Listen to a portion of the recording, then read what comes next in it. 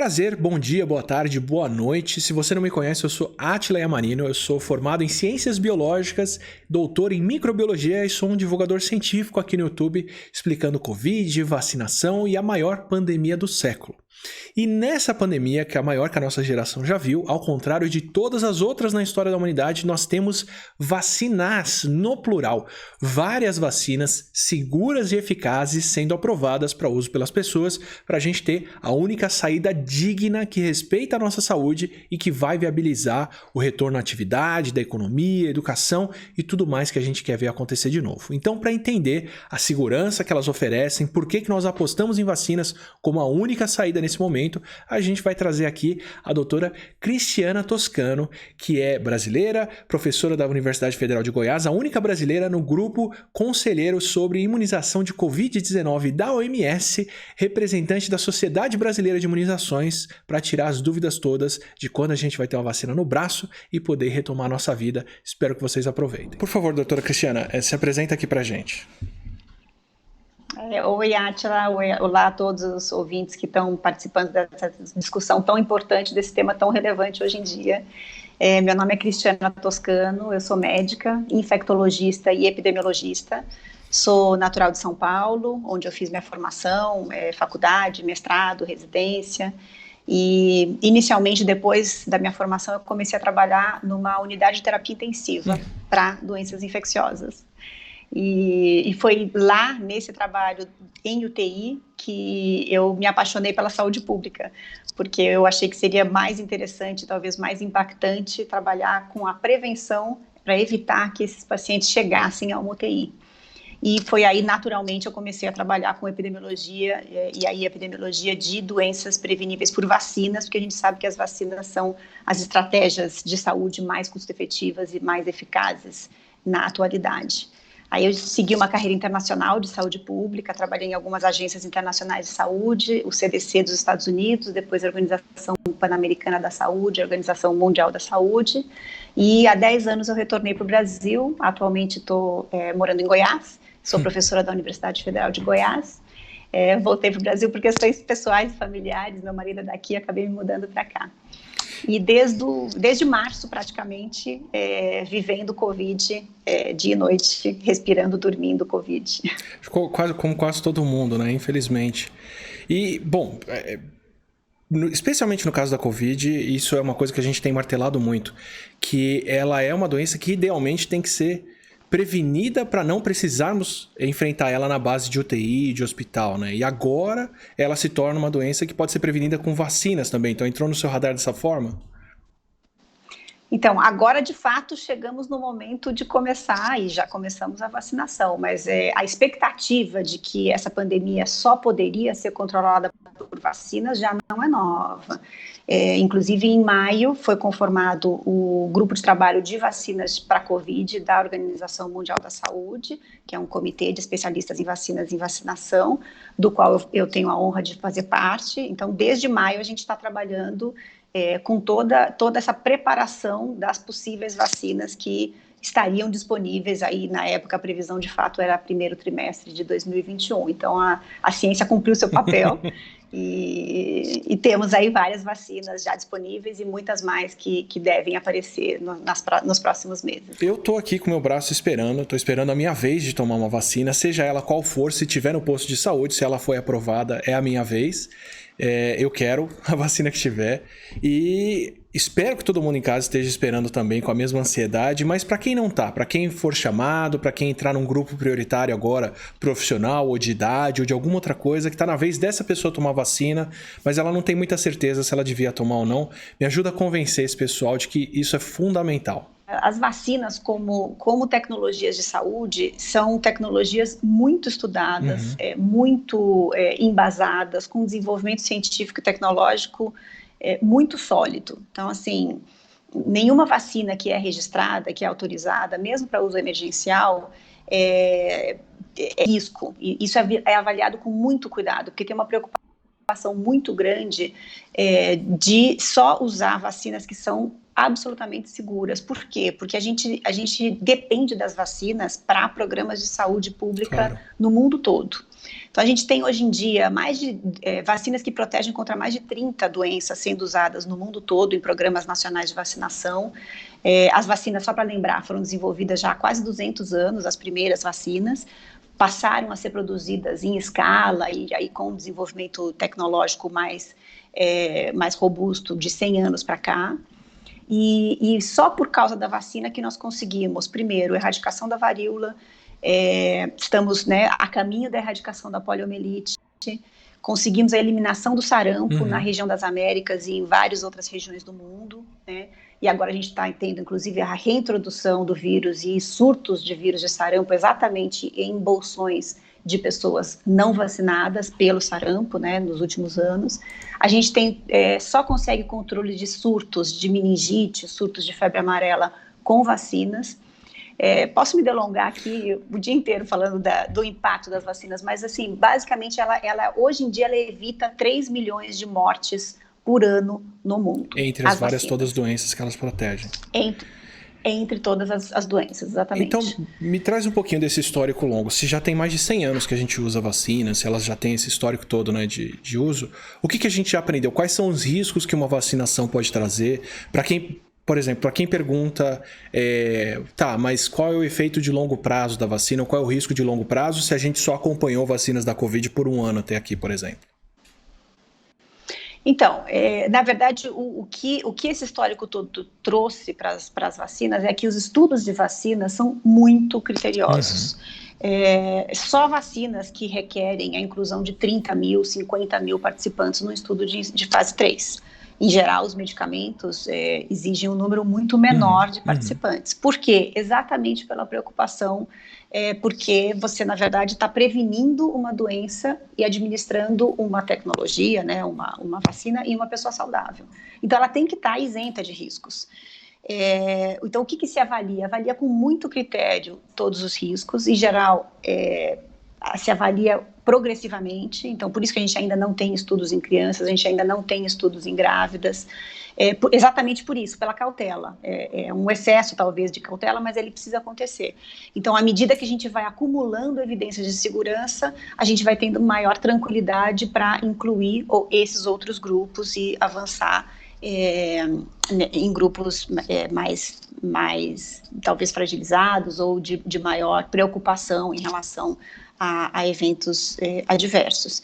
Então, uma vacina ela só é registrada, e aí em particular essas vacinas para COVID, se ela não apresentar eventos adversos importantes. E por isso todo aquele cuidado, né? A gente lembra bem, foi interrompido o estudo tal, ou estudo teve várias X ou Y. Isso é habitual, faz parte do processo mesmo. Por quê? Porque se qualquer participante desses 30 a 50 mil que estão participando de um ensaio clínico tem qualquer evento relacionado ou não à vacina, ele é avaliado assim, com muito detalhe para será que pode ter sido por causa dessa vacina? E aí evento é qualquer complicação de saúde. Qualquer complicação de saúde. Assim, se ele é atropelado, ele vai ser avaliado. Será que ele teve uma tontura por causa da vacina e teve um desmaio e foi atropelado? Então, assim, essas coisas inusitadas podem acontecer. Então, são feitas as avaliações com muito critério, de fato. Então, o que a gente tem? Isso a gente, no comitê da OMS, a gente avalia todo o calhamaço lá de 1000 páginas ou mais dos estudos clínicos.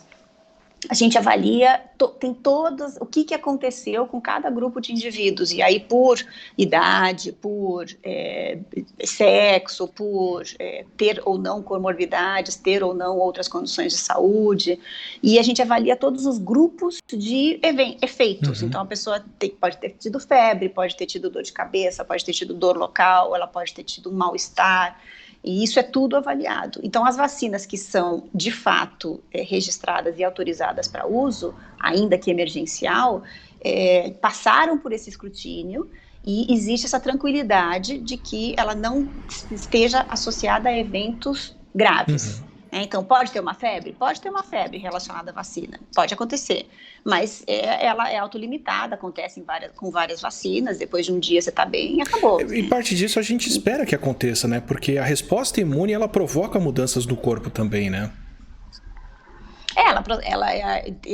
É o sistema imune funcionando, né, e ativa células, produz anticorpos, né, inicia esse processo que de fato pode gerar uma reação inflamatória local ou generalizada e que vai ter alguns desses sintomas, mas isso, os efeitos adversos que estão, né, que a gente sabe que podem acontecer, estão bem mapeados e, em geral, são leves. Dor no local da administração, febre, dor de cabeça, alguns indivíduos também relatam. Então, as vacinas que a gente tem no momento, né, e todas as que são registradas, têm esse escrutínio bastante grande. Se por acaso tiver efeitos mais graves, que pode acontecer nos estudos, naquele mesmo momento ela é interrompida o estudo. Então, ele nem continua, né? Uhum. Então, existe essa preocupação grande, de fato. Quer dizer, a gente tem a pressa de ver vacinas logo, porque elas são uma solução que salva muitas vidas, mas essa pressa tem que respeitar esse calendário de testes, checagens de segurança e eventos para garantir que o que vai sair na outra ponta é muito seguro.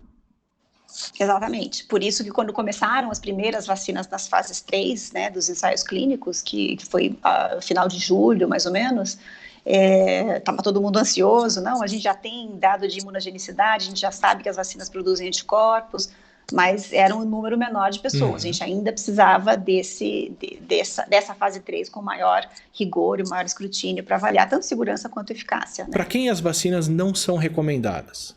E não necessariamente porque elas não são seguras, mas porque elas não foram testadas. Para quem tem, por exemplo, imunossupressão, para quem tem muitas alergias, para quem passou por um transplante ou outras coisas, do que a gente sabe até aqui, para quem as vacinas não são recomendadas e para quem elas podem vir a ser recomendadas depois de acompanhamento e mais testes. Então, vamos lá. Tem 3 situações. Tem uma situação que é a contraindicação. Tem outra situação que a gente ainda não sabe porque não tem evidência, e aí há recomendações específicas para cada grupo. E a terceira que são as precauções. Então vamos começar com a contraindicação. Contraindicação, hipersensibilidade. Então é alergia grave ao princípio ativo ou a algum componente da vacina. Se isso acontecer, é uma contraindicação. Tá? Sem evidência até o momento. Crianças, a gente, por exemplo, no momento, já estão sendo feitos estudos de fase 3, incluindo crianças. Então, a gente deve, daqui a pouco, ter evidências em criança. Mas, por enquanto, como não tem evidência em criança, menores de 18 anos, inclusive para algumas vacinas fora do Brasil, menores de 16 anos, mas para as nossas vacinas aqui, menores de 18 anos, não porque não é seguro, mas porque a gente ainda não sabe o quão seguro é. Provavelmente é seguro, mas como não foi avaliado, a gente tem que esperar. Basicamente é isso, tá? Bom, gestante, lactante, imunossuprimido, paciente oncológico, paciente com doença autoimune, né, que são grupos específicos. Gestante e lactante não foram incluídos nos estudos ainda. Então, e não há uma recomendação de vacinação por ser gestante, né? Porque elas, na verdade, têm um risco maior de desenvolver doença grave, mas em função disso não é recomendação. Mas e se for um grupo de risco, por exemplo, se for do grupo prioritário, por exemplo, profissional de saúde, né, ou de outro grupo prioritário e estiver gestante no momento? Então, aí é uma situação diferente, porque ela tem a recomendação de vacina por ser do grupo prioritário e do grupo de risco, mas ela está gestante. Então, nesses casos, foram avaliados milhões, discutidos milhões de evidências e dados, e muita discussão entre sociedades internacionais e entre pesquisadores do assunto, né? E existe um consenso internacional, e essa é a recomendação do Brasil também, em que a vacina ela pode ser feita, mas isso tem que ser discutido caso a caso. Então, não é uma recomendação definitiva para todos. Depende do risco-benefício e é avaliado caso a caso a paciente com o médico, né, a gestante ou a pessoa com o médico. Então, até aqui são pessoas que têm consciência do que está em risco e que estão optando por fazer isso. E, no fim, provavelmente vão ser elas quem vão dar as informações que a gente tem para estender essa recomendação ou não para a população geral, né? Exato. Na verdade, agora estão sendo feitos estudos estudos laboratoriais para tentar ter mais evidências da segurança sobre o feto. né? Então, isso vai avançar e dados também agora da fase 4, que a gente chama, né, que é da vacinação de fato, acompanhamento dessas gestantes eventualmente vacinadas, como você mencionou, que vamos nos fornecer mais subsídios também. Imunossuprimido, pacientes oncológicos, pacientes transplantados. Então, em alguns estudos, um número pequeno de alguns desses grupos foram incluídos, mas esse número é pequeno, então ele não é suficiente para a gente ter uma evidência contundente e absoluta sobre o funcionamento da vacina nesses indivíduos. No entanto, como a doença e o risco da doença nesse grupo é maior, e existe uma série de justificativas biológicas de que não se espera que eventos adversos possam ocorrer em função dessa condição deles, para esse sim, recomendada a vacinação. Isso também internacional, o Brasil segue essa recomendação internacional, então o risco desses indivíduos é bastante grande. Então, risco-benefício, não tem nenhuma evidência de que ele possa ter uma resposta diferente dos outros grupos do ponto de vista de possíveis eventos adversos. Então, a recomendação é para sim se vacinar. Perdão. E aí... Eu ia falar, se tem algum tipo de vacina que é mais ou menos preocupante para algum grupo, ou por enquanto, no máximo, as alergias da pessoa fazem a diferença?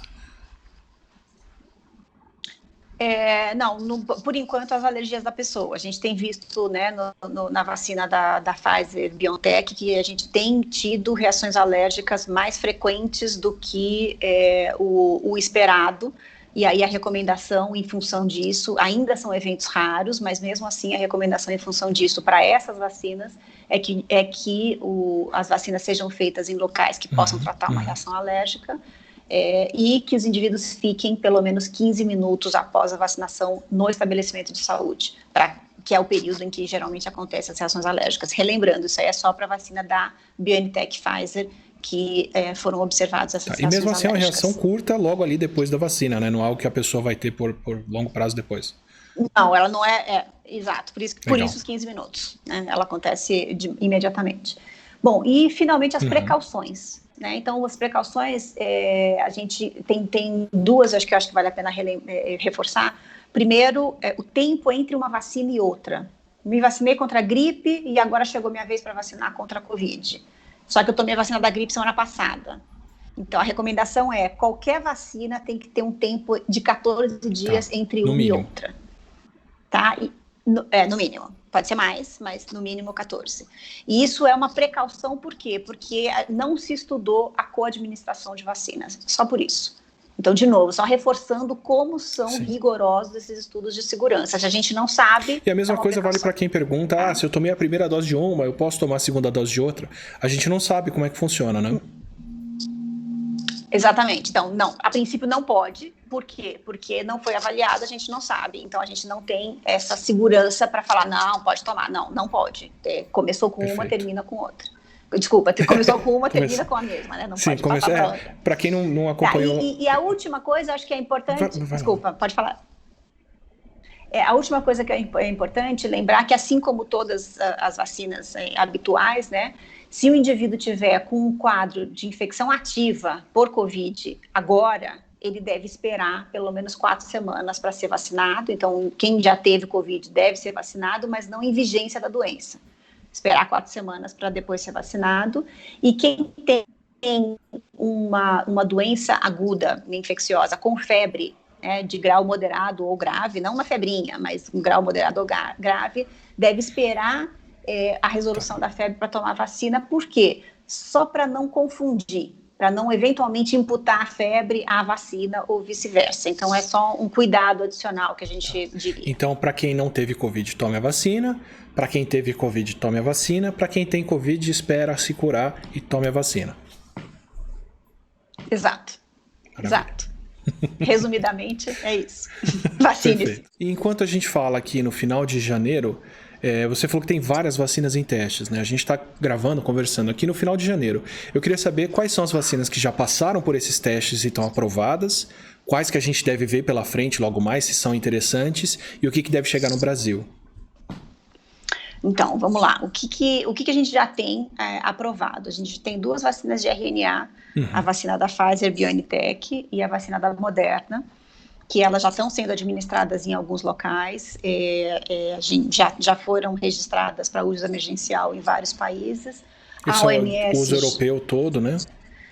Europeu, americano, né, ambas, por exemplo, a OMS também, que o nosso papel é elaborar recomendações para estratégias e políticas de vacinação à medida que as vacinas vão sendo registradas. Então, a gente vai fazendo esse trabalho paulatinamente. Então, a primeira recomendação do comitê que eu faço parte foi para a vacina da Pfizer-BioNTech, que foi a primeira a ser registrada.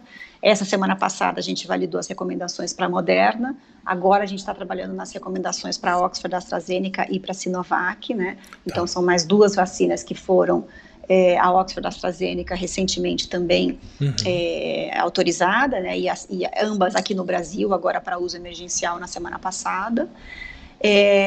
A gente tem ainda outras vacinas inativadas, então a gente tem a vacina da Gamaleya em 2 vetores virais, que é a vacina com parceria com o fundo russo, né? A gente tem essa de vetor viral, e a gente tem 2 vacinas inativadas, uma da Sinopharm, que é chinesa, e outra da Bharat Biotech, que é indiana. Essas vacinas já tem alguns países utilizando, né, tanto a Gamaleya, quanto a Bharat Biotech, quanto a Sinopharm, com autorizações locais para uso emergencial.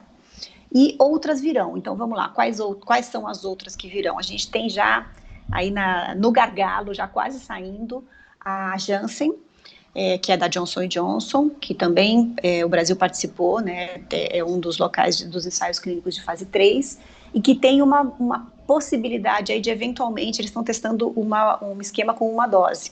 Então, existe essa possibilidade de, eventualmente, termos uma vacina que tem uma dose, que seria uma coisa operacional bastante positiva. A gente tem a Novavax, que vai ser, né, que está finalizando os ensaios clínicos de fase 3, e vai ser a primeira vacina proteica, uma outra tecnologia. Ela utiliza pedaços da proteína viral para desenvolver para o desenvolvimento da vacina. Então, essas estão aí, né, quase saindo. Mas lembrando que a gente tem ainda mais de 200 vacinas sendo avaliadas em etapas pré-clínicas e clínicas, né? E das vacinas que já estão em estudo de fase clínica, quer dizer, em humanos, que são 63 na semana passada, a gente tem 20 em fase 3 já. Legal. Então, a gente deve ter aí a 2ª geração de vacinas, a 3ª geração de vacinas, portanto, com mais perspectiva de mais vacinas, ainda não que todas vão dar certo, né? A gente já teve algumas vacinas que foram interrompidos os estudos porque não deram certo, ou por questões de eficácia ou de segurança, e aí já na fase 2 foram interrompidos. Mas muitas dessas vão dar certo e vão ser disponibilizadas nos próximos meses. Acho importante destacar isso, obrigado por ter trazido, porque as pessoas também têm que saber que não é tudo que vai para teste que chega para a gente.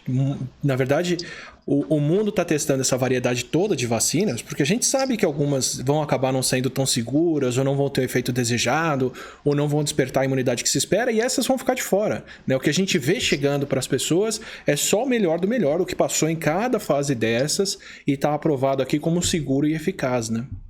Exatamente, não, isso é super importante. Inclusive, no mês passado, 2 foram abandonadas, uma de uma iniciativa australiana, outra uma iniciativa de uma farmacêutica grande internacional, e foram 2 que foram abandonadas em função de não apresentar os resultados satisfatórios no andamento das pesquisas. Então, de fato, se a gente considerar todas as vacinas candidatas, que a gente chama, né, que são as que começam as avaliações pré-clínicas até o final dos estágios clínicos, a gente tem uma taxa de sucesso aí de uns 10% em geral.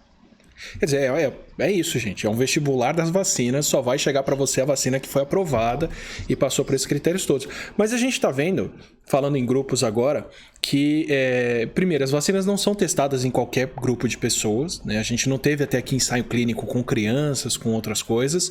E para a distribuição dessas vacinas depois, também existem grupos prioritários. Por que se faz isso?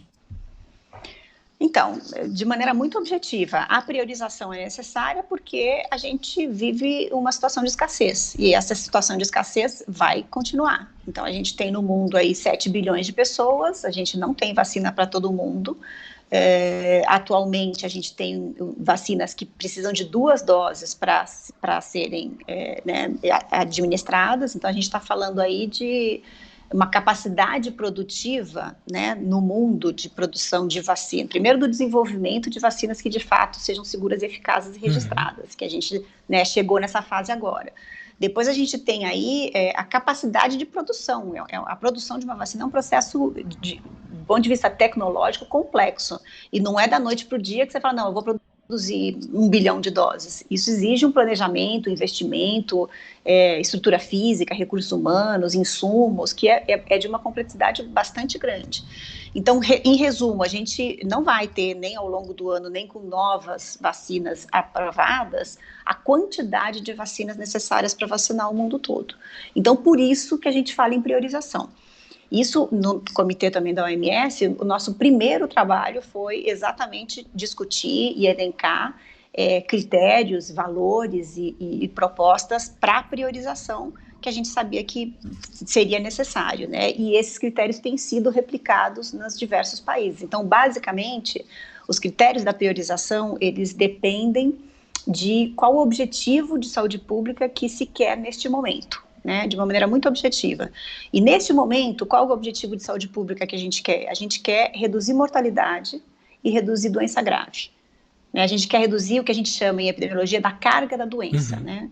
E para isso é uma avaliação epidemiológica. Quais são os grupos que estão sob maior risco de desenvolver doença grave e óbito? E aí se foram definidos, então, esses grupos prioritários em função desse objetivo de saúde pública e é necessário em função da escassez da vacina. Quer dizer, se eu pego a doença, eu tenho uma chance muito grande de me curar depois e sair vivo, mas tem uma parcela grande de pessoas que vai ficar doente e vai precisar ir para o hospital. Se eu tomo a vacina, eu estou eliminando esse risco de ter essa doença grave e com isso a gente consegue aliviar hospitais e outras coisas. Então vamos dar um pouquinho mais de detalhe. Então, na verdade, 1 em cada 6 pessoas que são infectadas pelo SARS-CoV-2, então só lembrando, né, o COVID é a doença, então a gente tem que ter a infecção pelo vírus com sintomas. É isso que é, né, a COVID. A infecção, a gente sabe que tem pessoas que desenvolvem infecção que são e que estão transmitindo e que não desenvolvem sintomas, né? E a gente sabe que a proporção maior de assintomáticos, inclusive, está nos grupos etários mais novos, crianças, né, adolescentes, adultos jovens. Então, juntando tudo, né, a população como um todo, 1 a cada 6 pessoas infectadas pelo vírus vão desenvolver alguma forma mais grave da doença, precisando de hospital, né, precisando de algum atendimento médico mais importante. E 1 a cada 100 pessoas morre. 1 a cada 100 pessoas infectadas. A gente tem as estimativas mais recentes do que a gente chama de taxa de letalidade entre infectados, né? E isso aumenta com a idade. E aumenta com a presença ou não do que a gente chama de comorbidades, que são situações de saúde que põem a pessoa sob um risco maior para a gravidade. Então, essa taxa ela chega a 15 a cada 100 infectados evoluem para óbito entre os indivíduos, por exemplo, de mais de 80 anos de idade. Então, assim, a gente está falando de uma magnitude, de uma gravidade que é muito importante, né? Se a gente traduzir a miúdos aí, a maior parte de nós temos conhecidos, familiares, ou que já se hospitalizaram, ou inclusive que já morreram pela Covid. E isso, se não for interrompido, e a única forma de interromper é através da vacinação, vai se perpetuar, vai aumentar, né? E assim, o vírus, na verdade, é uma batalha. A gente está agora numa batalha. A humanidade e essa nova espécie, né, esse novo vírus, né, o SARS-CoV-2. E ele sofre pressão seletiva, ele vai evoluir no sentido de se perpetuar. E a gente tem hoje evidências de que provavelmente é um vírus que vai se perpetuar. Ele, né, já estão aparecendo as variantes, ele deve se perpetuar entre nós. Então, assim, ou a gente se vacina, então só voltando àquela sua primeira pergunta, né, de questões importantes aqui. Então, a gente tem a questão da proteção individual, né? Esses riscos que eu falei agora são riscos importantes, né? Então, a gente se protege, e é importante lembrar, a vacina protege contra o quê? A vacina ela pode proteger contra várias coisas, né? Não tem uma medida única de eficácia. Ela pode ser eficaz para prevenir morte, para prevenir internação, para prevenir doença grave, para prevenir doença ou para prevenir infecção. Esses números que a gente está falando agora das eficácias é um número que resulta na avaliação de prevenir COVID. Então, doença, infecção com sintoma, qualquer sintoma. Se a gente vai quebrando os números, né, e avaliar só as doenças graves causadas pela COVID, essa eficácia é bem maior. Então, assim, se você ter à sua disposição uma tecnologia que reduz a chance de você ter qualquer sintoma, dorzinha de cabeça, né, infecção com qualquer sintoma, se reduz em 50%, ou 60%, ou 70%, tá ótimo. Sim. Se essa tecnologia reduz em 80%, 90% o risco de você ter doença grave que requer hospitalização, tá melhor ainda. E basicamente é isso que a gente tem hoje. Né? Se a gente for avaliar os números com esse recorte, né, do tipo de desfecho para cada eficácia avaliada nos ensaios clínicos, são esses números que a gente tem hoje de eficácia para essas vacinas. Então, do ponto de vista de proteção individual, super importante. Do ponto de vista de saúde pública, aí é fundamental. Por quê? Porque a gente já mencionou várias vezes, é a única forma da gente sair da pandemia, né, enquanto sociedade, retomar a economia. E por quê? Porque a gente vai acumuladamente nos protegendo individualmente e protegendo a sociedade. Por quê? Porque você reduz a transmissibilidade à medida que o número maior de pessoas na população vai se tornando protegido, né? E, inclusive, a gente pode falar com mais detalhes depois sobre as novas variantes, porque é um tema que está super fresco, assim, super novo, mas ao nos vacinar de maneira rápida e ao nos protegermos, a gente reduz a pressão seletiva para o desenvolvimento de novas variantes do vírus. Porque o vírus, na verdade, ele vai desenvolvendo, né, mutações, e vai desenvolvendo novas variantes à medida que ele vai se replicando durante as transmissões entre os humanos. É assim que ele consegue desenvolver essas mutações. E aí você tem linhagens que, na verdade é uma coisa que não é racional, não é pensado, mas é um processo evolutivo, biológico, né? Você entende super bem disso. Se acontece uma mutação em que torna essa linhagem viral com a mutação mais apta, essa vai predominar. É isso que aconteceu na variante do Reino Unido, né? Identificada em setembro. E é o que está acontecendo agora com as variantes da África do Sul e também agora de Manaus, identificadas em dezembro e janeiro agora, respectivamente.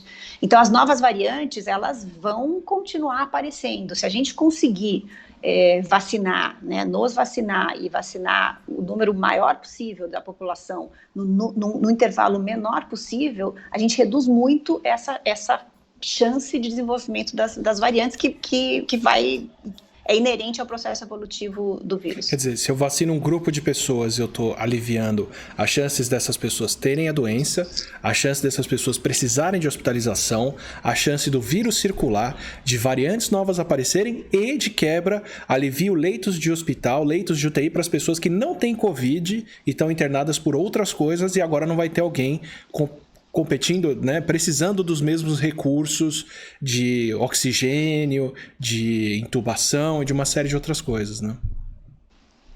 Exatamente. E isso tudo é na esfera da saúde. Se a gente entrar ainda na esfera da economia, na esfera da educação, a gente tem aí inúmeros outros benefícios sociais fundamentais. Aproveitando o gancho da abertura que vacinas permitem, né, de abertura econômica, aulas ou atividades, né, que a gente está vendo como impensáveis agora. Se eu for chamado, chegou no meu grupo, é minha vez, eu tomei a primeira dose, eu já estou tranquilo? Eu preciso esperar a segunda? Não. Se eu tomar a segunda, eu já posso sair sem máscara, circular tranquilo? E se eu já tive Covid, isso faz alguma diferença? Então, não, vamos lá, vamos começar pela última. Se você já teve Covid, você também tem recomendação de vacinar. Eu, como eu já comentei, já tive, vou vacinar. Por quê? Porque a gente não sabe a duração dessa proteção que a infecção natural confere, né? A gente não sabe quanto tempo que ela dura e a gente sabe que existe também a possibilidade de reinfecção.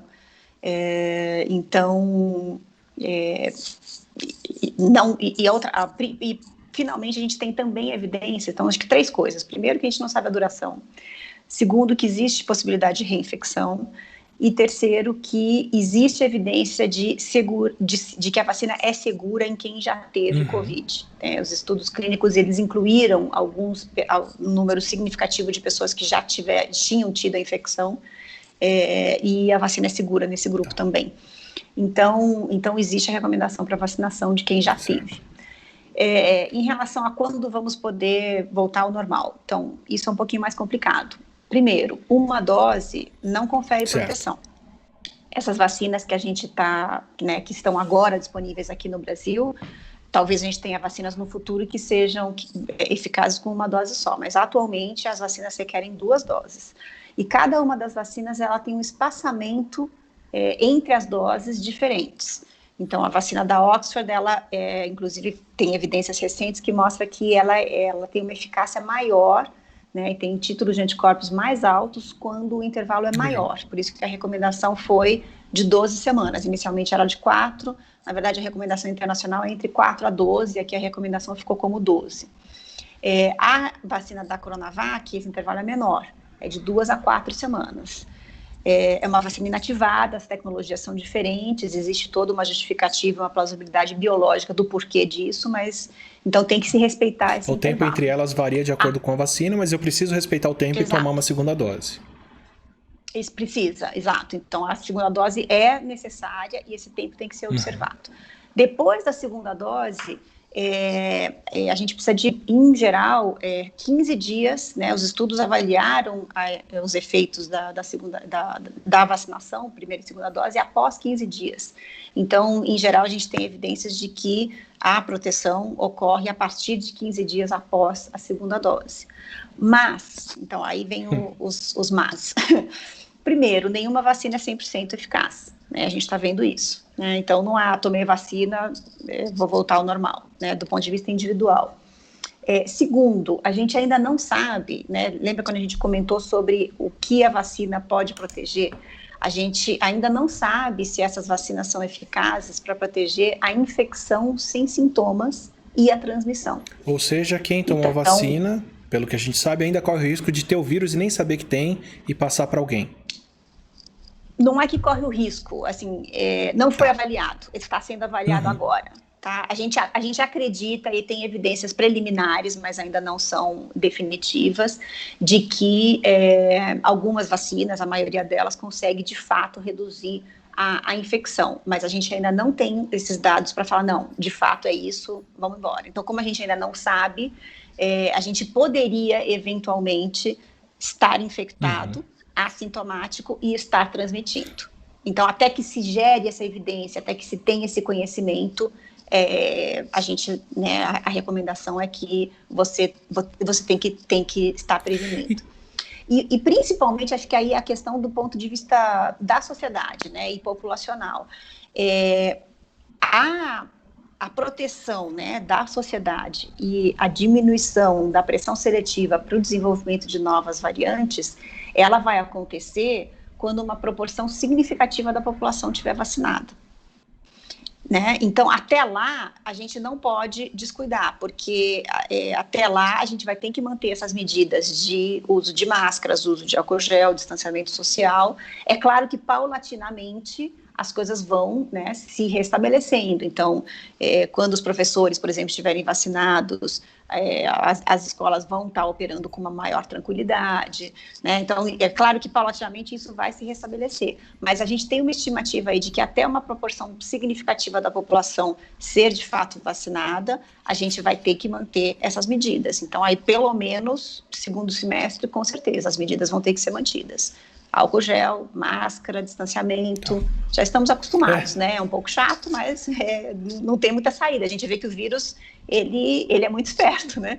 Ele né, novas variantes, e aí o futuro dessa pandemia vai depender basicamente de duas coisas, assim, de maneira muito, muito resumida.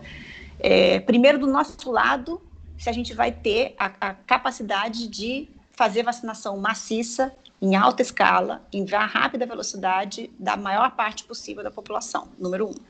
E segundo, né, do lado do nosso oponente, do vírus, de como vão ser as evoluções em relação às novas variantes e às mutações. É isso que vai definir o futuro dessa pandemia. E aí, assim, o que está nas nossas mãos, a gente tem que ser parte da solução, né? Então, a gente tem que vacinar. Então, para partir para essas duas perguntas, para essas duas questões que são as mais importantes, a gente ainda não sabe os pormenores do quanto as vacinas vão prevenir todo tipo de coisa, incluindo a transmissão do vírus. Vamos ter que medir conforme elas forem sendo adotadas e precisamos que elas cheguem na maioria das pessoas para, de fato, né, ter mais confiança de que tudo vai poder ser viabilizado. Qual é a nossa capacidade para o Brasil de chegar nesse ponto? Se a gente tem vacinas para chegar nesse ponto, se a gente consegue vacinar as pessoas nessa corrida rápida que isso demanda, e depois... se nesse meio tempo o vírus der uma de pilantra e conseguir escapar da vacina, se a gente tem como saber que ele está fazendo isso e se tem como correr atrás do prejuízo. Então, duas perguntas importantíssimas. Em relação à operacionalização, né, e a logística e a capacidade de vacinação. Eu olhei hoje de manhã no vacinômetro, né, que tem os dados globais. O mundo vacinou aproximadamente 65 milhões de pessoas até hoje. É um absurdo inédito. Desculpa, primeira dose, uma dose, né? Uma dose de vacina. O Brasil já aplicou 600 mil doses de vacina nessa última semana. O Brasil tem uma estrutura incrível do Programa Nacional de Imunização, tem a estrutura, tem a capilaridade, né? A gente tem 35 mil salas de vacina no país inteiro, todas através do SUS. Então, a gente tem um sistema de saúde que permite essa capilaridade, a gente tem a experiência de um programa nacional forte de imunização, com muitas vacinas administradas a cada ano. São aproximadamente, eu não tenho o número exato, mas aproximadamente 300 milhões de doses de vacina são administradas no país a cada ano. No ano regular, assim, que a gente não está nem fazendo esse esforço. No ano regular.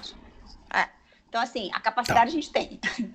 Agora, assim, é claro que a gente está sobre pressões adicionais, né? E quais são essas pressões adicionais? Primeiro, os gargalos, então, né? Ter a vacina.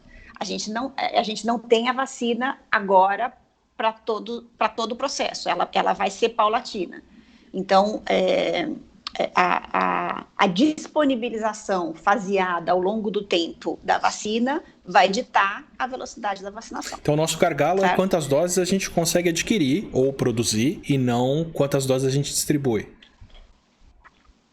Então, eu acho que são alguns gargalos. Eu acho que o principal é fazer o planejamento de acordo, né, com quantas a gente consegue, enfim, ou produzir ou receber o ingrediente e envasar aqui, enfim, os diversos mecanismos que estão sendo considerados com as diversas vacinas, né? Então, a gente tem para o Brasil previsto atualmente 2 vacinas, né? Da Oxford, AstraZeneca, Fiocruz, a gente tem a previsão de 100 milhões de doses até no final do primeiro semestre e mais 100 milhões de doses no segundo semestre.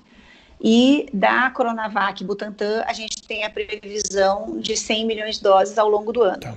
Então, é claro que isso é faseado, né, a disponibilidade ao longo de cada mês, né, para cada uma dessas vacinas é faseada, e isso requer um planejamento em termos de coordenação, né, tanto com os estados, em relação às diversas vacinas ao longo do tempo, que é muito importante. Então, esse eu diria que seria o segundo gargalo. É a coordenação, a articulação. Uma campanha de vacinação como essa requer uma mobilização social, comunicação, transparência absoluta. Então, aí, na verdade, o segundo gargalo de maneira muito simplista, assim, a gente parar de se preocupar com política, com dualidades, com discussões desnecessárias, com desinformação, e a gente ir em frente, baseado em ciência, baseado nas evidências, e fazer o que a gente sabe fazer. Se a gente conseguir fazer isso e avançar nisso, a gente supera esse segundo gargalo que está atrapalhando bastante. A gente tem visto que tem atrapalhado muito, né? Então, informações truncadas, né, até disseminação de informação falsa, que mina a confiança, que gera dúvida, gera insegurança. Então, isso tudo atrapalha muito, eu acho que é o segundo gargalo que a gente tem que tentar superar. E o terceiro gargalo é o que você comentou, são surpresinhas do vírus. Pode acontecer, já está acontecendo, né? Essa nova variante de Manaus está aí para nos dizer isso, né? O vírus está dizendo, eu estou aqui, estou ativo, né? Existe essa nova variante, a da África do Sul também. Existem algumas evidências preliminares que estão sendo avaliadas em laboratório que mostram que talvez essa nova variante tenha a capacidade de escapar da proteção, né, da imunidade gerada tanto pela infecção natural quanto por uma possível vacinação. O impacto disso e quanto ele pode de fato escapar ou não ainda está sendo avaliado, a gente ainda não sabe, mas isso nos dá uma dica, olha, o vírus de fato vai, se ele continuar circulando livre, leve e solto, ele vai conseguir desenvolver inúmeras mutações que vão permitir com que novas variantes sejam capazes de reinfectar, sejam capazes de evadir resposta imune, sejam capazes de não responder à vacina. Então, assim, a gente tem que correr mais rápido que ele, basicamente. Só para deixar muito claro para as pessoas, o que a gente viu até aqui é que uma parte da resposta imune pode ser diferente para esse novo vírus, mas vacinas despertam vários tipos de imunidade no corpo, tudo indica que as outras ainda devem proteger, mas é um sinal que o vírus está dando de que ele é capaz de correr também atrás do estrago, e quanto mais a gente demorar para se vacinar e quanto mais a gente deixar os casos acontecerem, mais chances a gente está dando de algo do pior acontecer. Mesmo assim, tem como atualizar essas vacinas mais para frente, né? Então, tem, e aí depende da plataforma tecnológica e o impacto disso também, né, no potencial de evasão depende também das plataformas tecnológicas, né? A gente tem vacinas que são mais facilmente atualizáveis, por exemplo, são as vacinas de RNA, porque na verdade você modifica a molécula de RNA lá que codifica a proteína, ajusta, atualiza ela e pronto. Por outro lado, você tem vacinas, por exemplo, as vacinas inativadas, que elas, na verdade, elicitam a resposta imune contra todos os componentes do vírus, porque é o vírus inativado, não só contra uma partícula específica, uma proteína específica. Então, provavelmente, a capacidade de evasão do vírus a esse tipo de vacina, né, conceitualmente, deve ser menor. Então, a gente ainda tem muitas coisas para serem avaliadas, mas a gente tem sim a possibilidade de correr atrás. Agora, eu acho que o mais importante é a gente sair na frente. Em vez de a gente correr atrás, a gente sair na frente, né, do vírus. E vacinar o mais rápido possível e, com isso, diminuir a capacidade de mutações, da pressão seletiva para novas variantes, que só vai conseguir ser efetiva se a gente reduzir a transmissão do vírus na população com um número maior de pessoas protegidas. Maravilha. Então, acho que fica esse recado para todo mundo. Vacinas são seguras, muito testadas, muito monitoradas, muito acompanhadas. A melhor saída que a gente tem para sair, para controlar a pandemia e para ter uma retomada humana, digna de economia, educação, de todas as atividades. A gente tem que cobrar por doses de vacinas, porque essa é a grande carência que a gente tem até aqui, né? Vocês ouviram, tem a possibilidade de vacinar um pouco mais de 100 milhões de brasileiros esse ano, o que ainda assim não é a maioria das pessoas, então é um processo longo e depende de cobrança para acontecer num tempo viável. Mas quando chegar a sua vez, prepara o bracinho, porque é o que vai fazer a diferença pra gente, né? E eu acho que só um comentário adicional, assim, a gente ainda temos esse quantitativo, né, já garantido, mas eu acho que a gente ainda tem a possibilidade, como estratégia nacional, é importante em que se mantenha no radar as próximas vacinas que vão vir. Assim, na verdade, as estratégias de vacinação, elas requerem um que a gente chama de portfólio de vacinas. Os países estão investindo em 3, 4, 5, 8 vacinas para cada país, dependendo da situação de cada país.